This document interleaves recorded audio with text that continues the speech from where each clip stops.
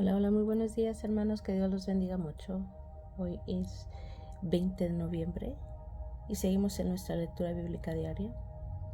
Hoy vamos a estar leyendo segundo libro de Tesalonicenses y vamos a regresar al libro de los Hechos. Vamos a leer el capítulo 17, versículo 11 al 18, versículo 11. Comencemos. El autor de Segunda Tesalonicenses, obviamente, es Pablo. El tema, el retorno de Cristo. La fecha, 51 o 52 después de Cristo. Y el propósito sigue similar al primer libro de Tesalonicenses. Dice: el propósito de Pablo es semejante al del primer libro de Tesalonicenses. 1. Alentar a los nuevos convertidos perseguidos. 2. Exhortarlos a la vida disciplinada y a ganarse su sustento. 3. Y corregir algunas creencias erróneas acerca de los acontecimientos finales relacionados con el día del Señor. Ok, muy bien. Comencemos. Híjole, se me perdió aquí, espérame.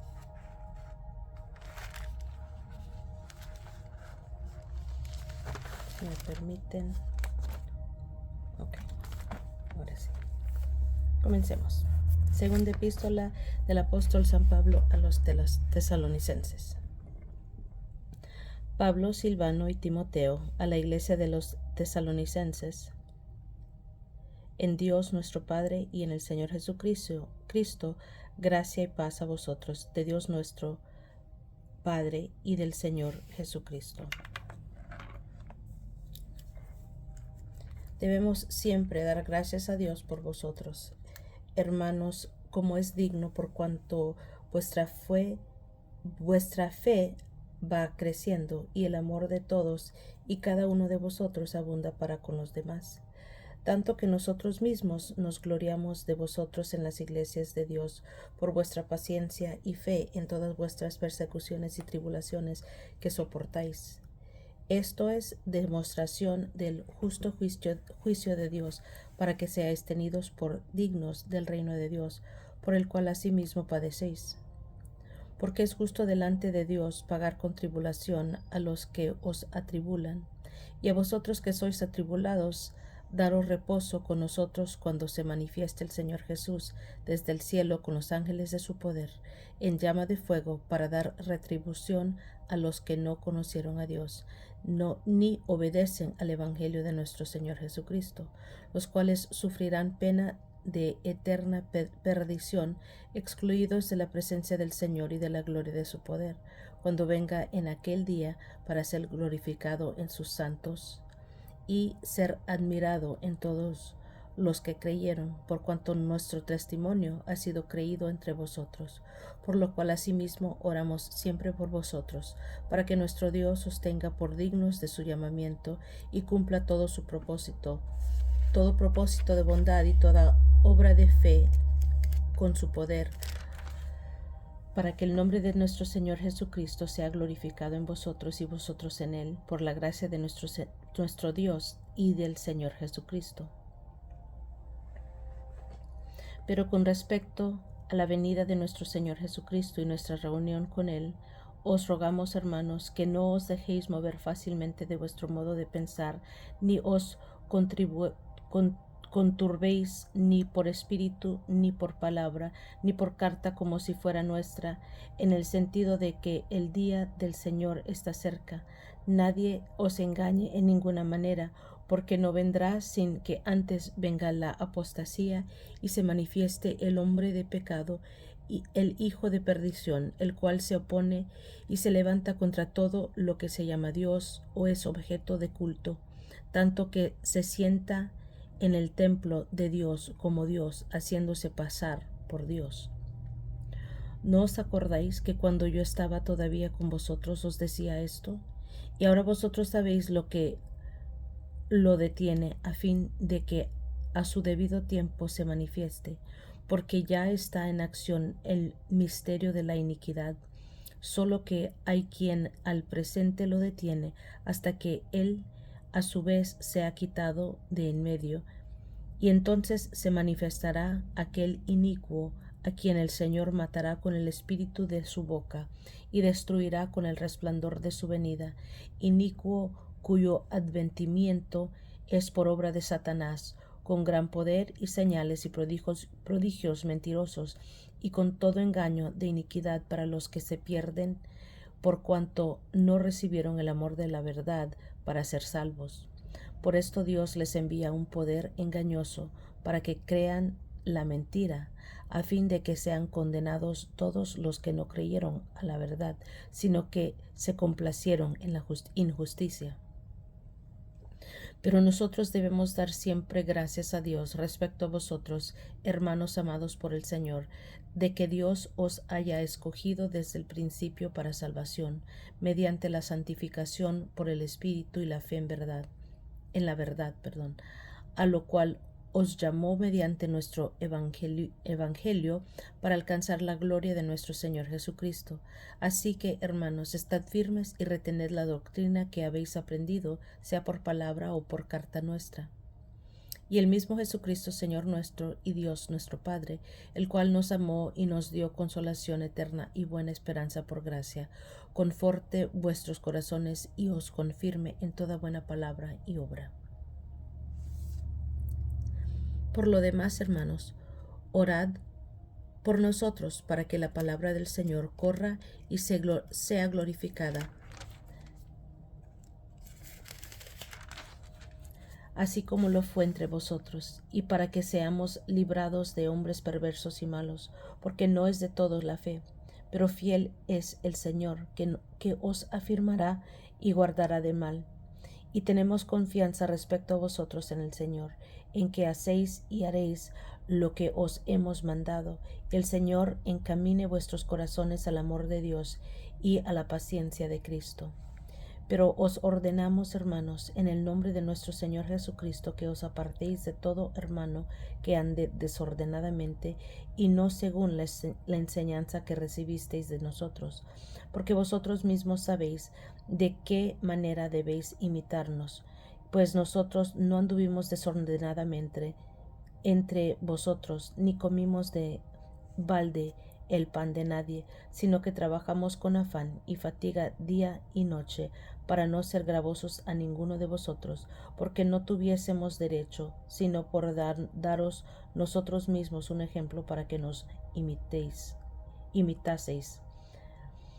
Porque también cuando estábamos con vosotros os ordenábamos esto: si alguno no quiere trabajar, tampoco coma.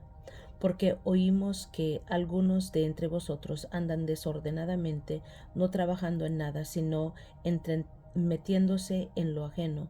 A los tales mandamos y exhortamos por nuestro Señor Jesucristo, que trabajando sosegadamente coman su propio pan.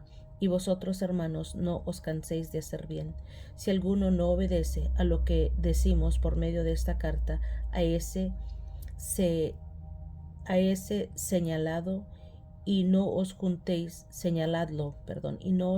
con él para que se avergüence, mas no lo tengáis por enemigo, sino amonestadle como a hermano. Y el mismo Señor de paz os dé siempre paz en toda manera. El Señor sea con todos vosotros. La salutación de mi propia mano de Pablo, que es el signo de toda carta mía.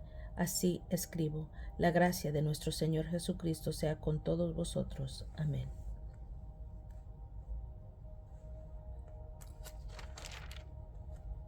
Ok, muy bien. Ahí terminamos Segunda de Tesalonicenses. Y ahora vamos al libro de los Hechos, capítulo 17, versículo 11 al 18, versículo 11. Comencemos.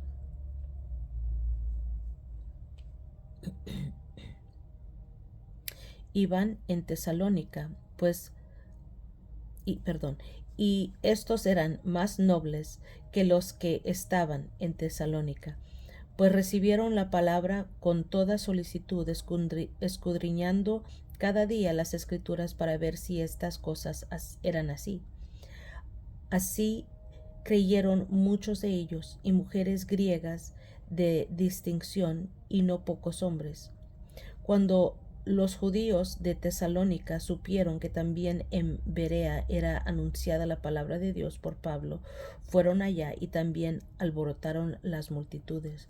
Pero inmediatamente los hermanos enviaron a Pablo que fuese hacia el mar, y Silas y Timoteo se quedaron allí.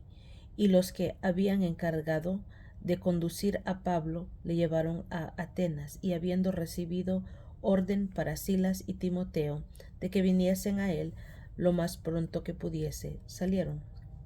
Mientras Pablo los esperaba en Atenas, su espíritu se enardecía viendo la ciudad entregada a la idolatría. Así que discutía en la sinagoga de los judíos y piadosos, y en la plaza cada día con los que concurrían. Y algunos filósofos de los epicúreos y de los estoicos disputaban con él, y unos decían: ¿qué querrá decir este palabrero? Y otros: parece que es predicador de nuevos dioses, porque les predicaba del evangelio de Jesús y de la resurrección. Y tomándole le trajeron al Areópago, diciendo: ¿podremos saber qué es esta nueva enseñanza de qué hablas? Pues traes a nuestros oídos cosas extrañas. Queremos pues saber qué quiere decir esto, porque todos los atenienses y los extranjeros residentes allí en ninguna otra cosa se interesaban sino en decir o en oír algo nuevo.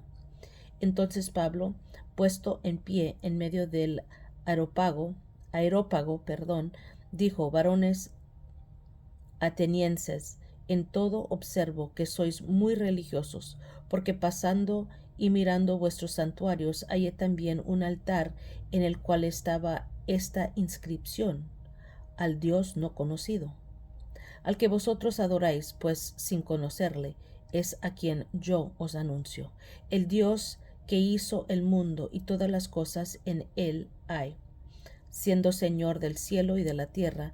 No habita en templos hechos por manos humanas, ni es honrado por manos de hombres como si necesitase de algo, pues Él es quien da a todos vida y aliento y todas las cosas, y de una sangre ha hecho todo el linaje de los hombres, para que habiten sobre la faz de la tierra, y les ha prefijado el orden de los tiempos y los límites de su habitación, para que busquen a Dios, si en alguna manera, palpando, puedan llegarle, aunque ciertamente no está lejos de cada uno de nosotros, porque en Él vivimos y nos movemos y somos, como algunos de vuestros propios poetas también han dicho, porque el linaje suyo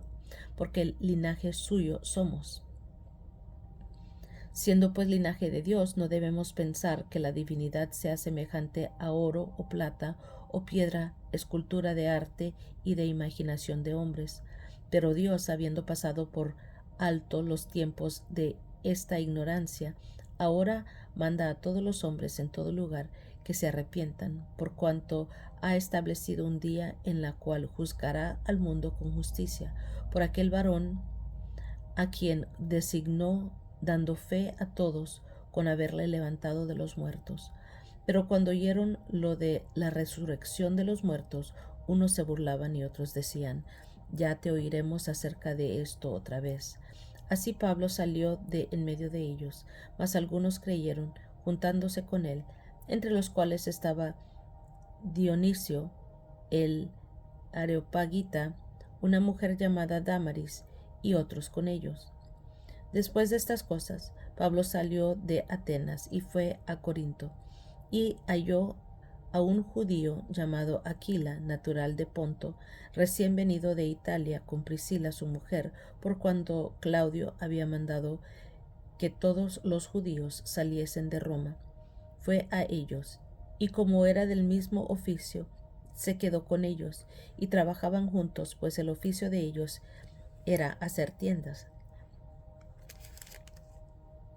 Y discutía en la sinagoga todos los días de reposo, y persuadía a los judíos y a griegos.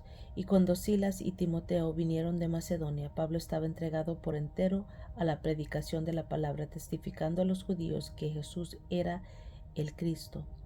Pero oponiéndose y blasfemando estos, les dijo, sacudiéndose los vestidos, vuestra sangre sea sobre vuestra propia cabeza. Yo limpio. Desde ahora me iré a los gentiles. Y saliendo de ahí se fue a la casa de uno llamado Justo, temeroso de Dios, la cual estaba junto a la sinagoga. Y Crispo, el principal de la sinagoga, creyó en el Señor con toda su casa, y muchos de los corintios, oyendo, creían y eran bautizados. Entonces el Señor dijo a Pablo en una visión de noche, no temas, sino habla y no calles, porque yo estoy contigo, y ninguno pondrá sobre ti la mano para hacerte mal, porque yo tengo mucho pueblo en esta ciudad. Y se detuvo allí 1 año y 6 meses, enseñándoles la palabra de Dios. Amén. Gloria al Señor. Y aquí vemos a Pablo y Silas en Berea, Pablo en Atenas. En el 18 vimos Pablo en Corinto. Muy bien. Y es todo por hoy, hermanos. Gracias por acompañarme en este bonito día. Yo los quiero mucho. Que Dios los bendiga mucho más. Y nos estamos escuchando la próxima.